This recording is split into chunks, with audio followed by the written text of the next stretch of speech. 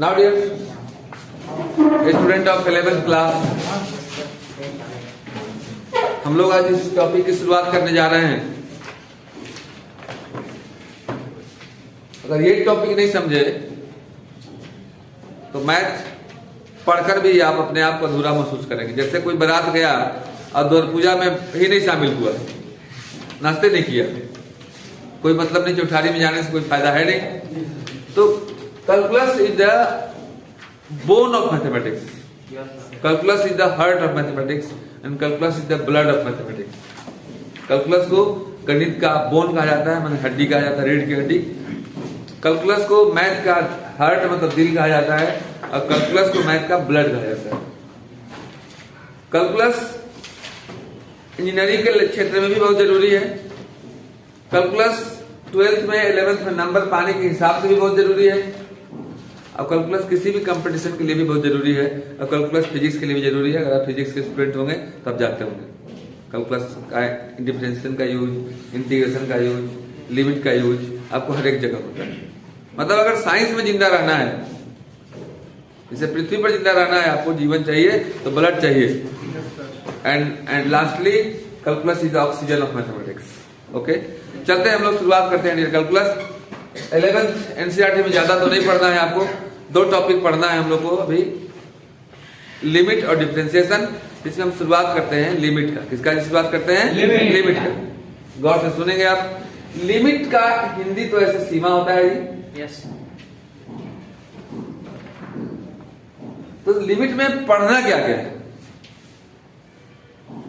इसमें पढ़ना है हम लोग को 7 इनडिटर्मिनेट फॉर्म होते हैं हमारे मैथमेटिक्स में, जिसको आप लोग अपरिभाषित रूप बोलते हैं। जैसे आप 10th क्लास में जब होंगे तो 10 90 डिग्री का वैल्यू होता होगा, तो उसमें अपरिभाषित लिखते होंगे आप, जिसको हम लोग इन्फिनिटी भी लिखते हैं। अब इन्फिनिटी अपरिभाषित कैसे है?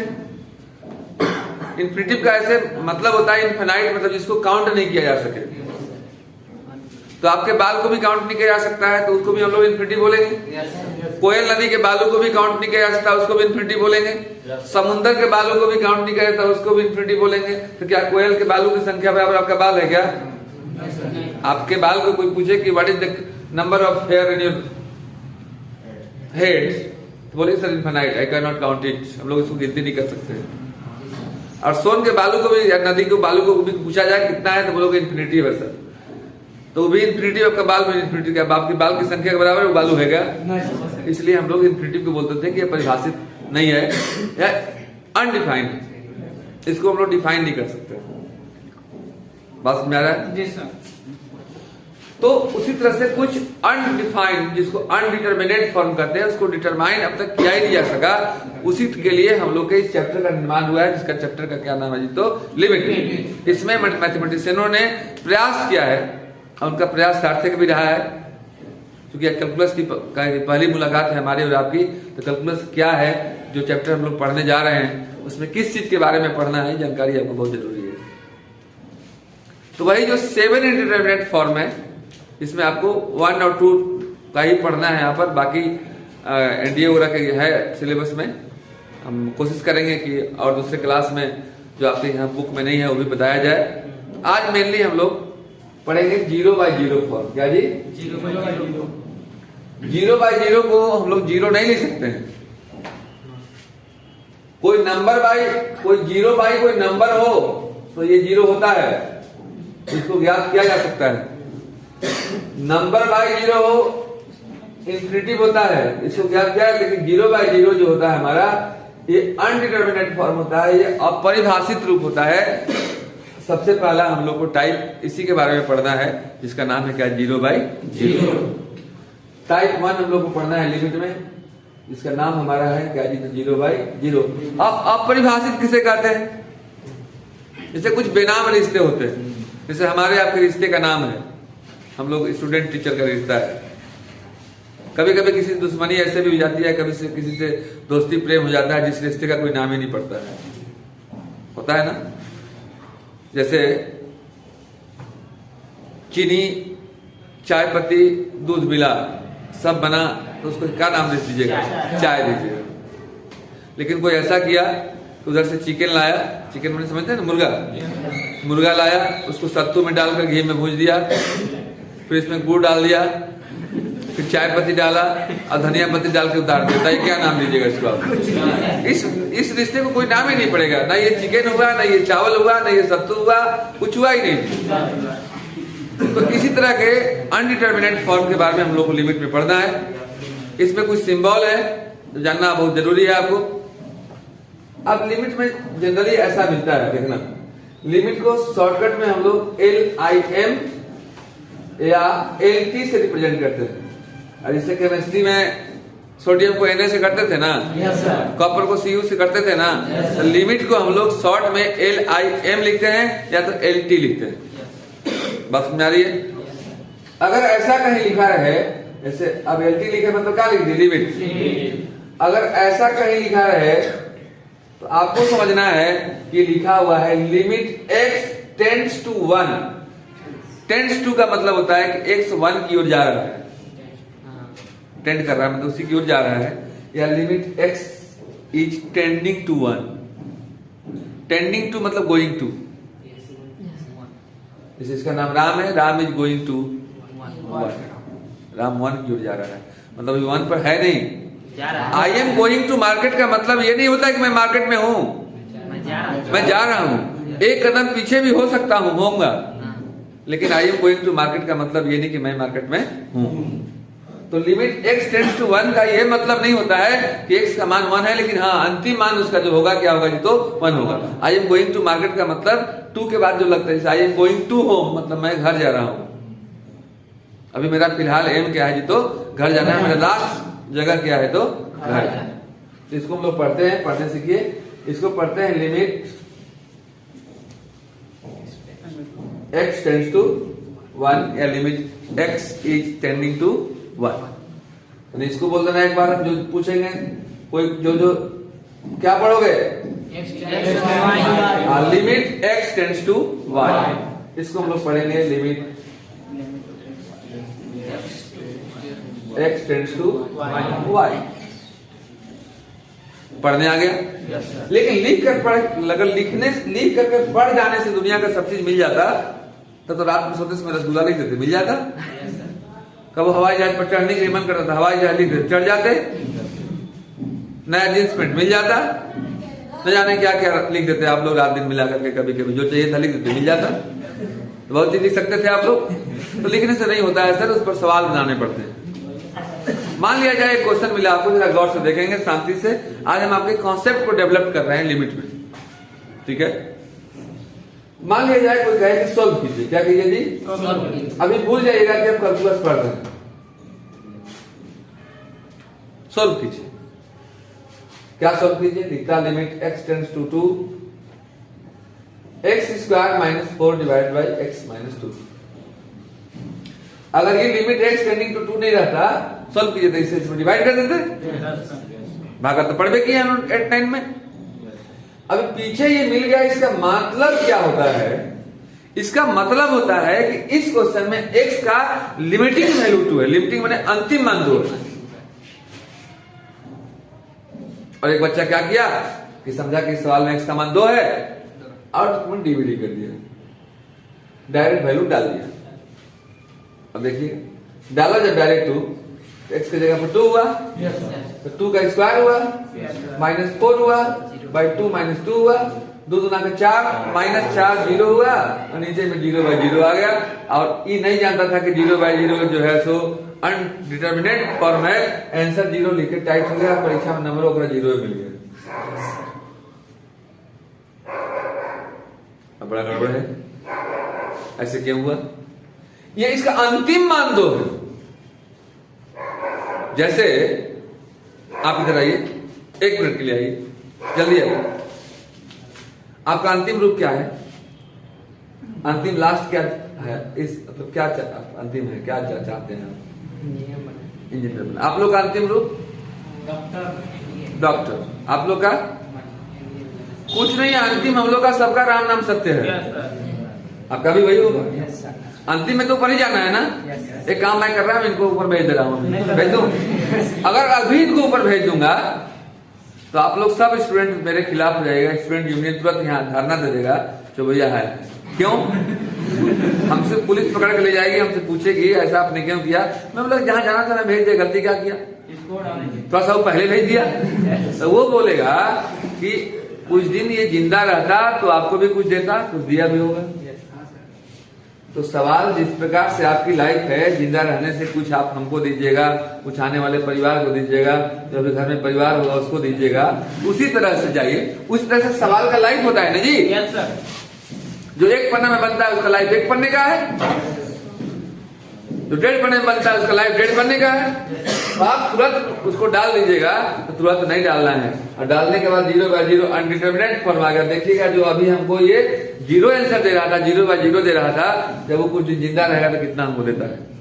देखिएगा गौर से। इसको मैं पढ़ाया लिखाया, काबिल बनाया, जीवन में वो मुस्कुराया, देखिए क्या दिया। 4 को लिख दिया मैं 2 का स्क्वायर, कोई दिक्कत? Divide by x - 2 and now this is the form of a square - b square और a plus b into a minus b।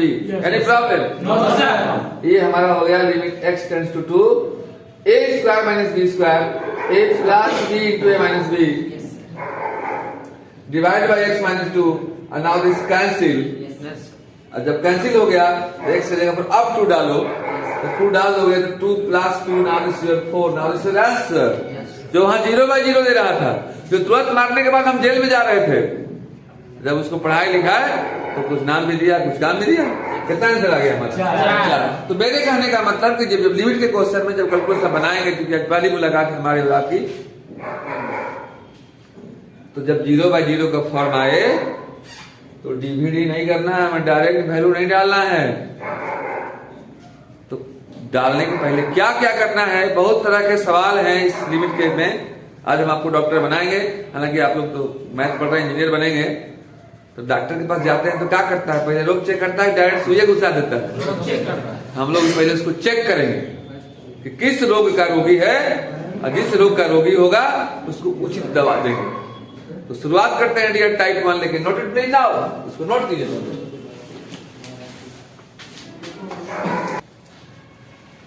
Now dear type 1 का प्रॉब्लम हम बताते हैं।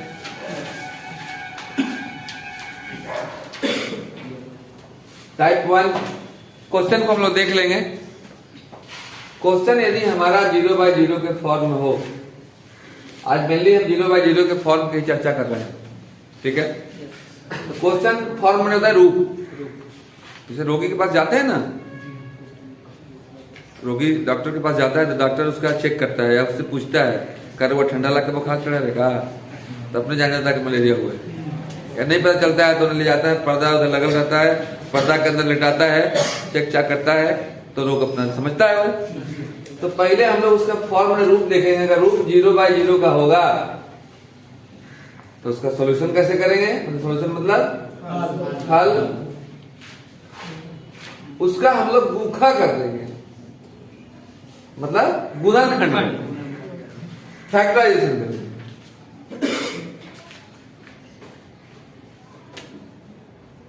आइए एक क्वेश्चन देते हैं, हम एक रोगी को दिखाते हैं आपको। मान लिया जाए क्वेश्चन मिला दिया आपको, अभी बुक पे नहीं आ रहे हैं, पहले इसके कॉन्सेप्ट को समझ लीजिए, लिमिट के कॉन्सेप्ट को please see here my dear. मान लिया जाए क्वेश्चन मिला आपको limit x tends to 1 x² - 3x + 2 divide by x² - 11x + 10।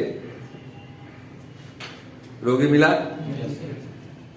शकल से बढ़िया लग रहा है, तो क्या करता है डॉक्टर बोला रफ बार की तरफ, ये प्यार है जी आपका प्राइवेट रूम है, उलटिएगा तरफ पहले से उधर से आती।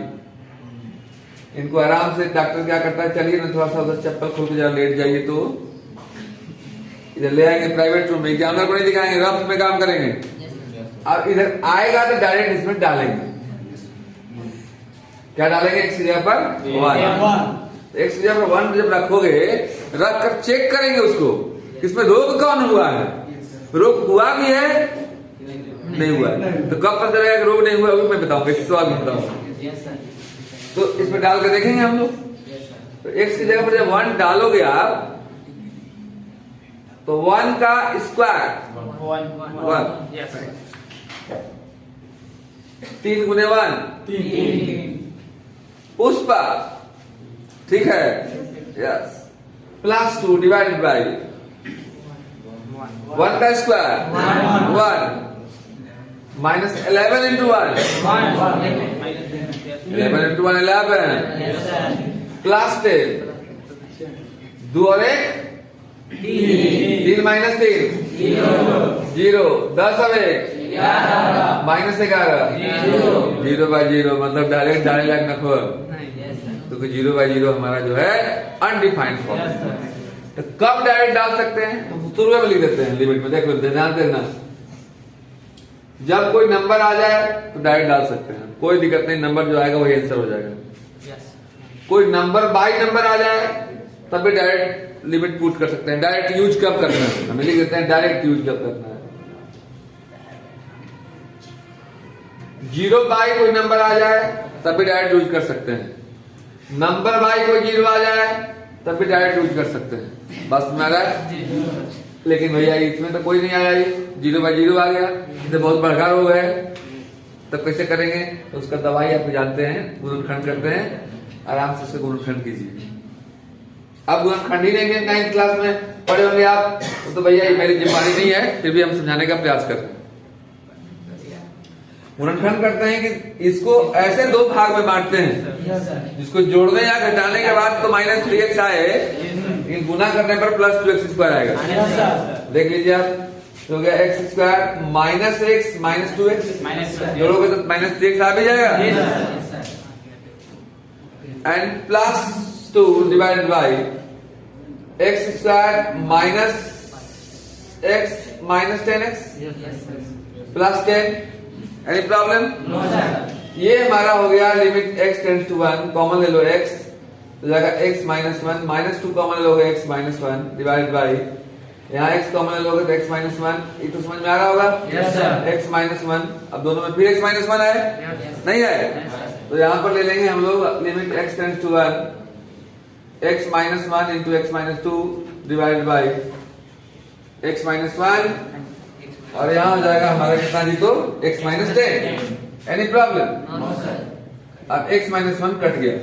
अब लिमिट के सवाल में कब तक हल करना है, कब जानेंगे किसका रो घट गया, आदमी तो नहीं ना है कि बोलेगा नहीं डॉक्टर साहब हम ठीक हो गई। लिमिट के सवाल में हमेशा याद रखना, जब ऊपर नीचे कट जाता है तो समझना कि मामला पट जाता है, रोग हट जाता है, आंसर सट जाता है। नहीं बात समझ में आ रही है? जब तक ऊपर नीचे नहीं कटता है तब तक रोग नहीं हटता है, मामला नहीं पड़ता है, आंसर नहीं सटता है।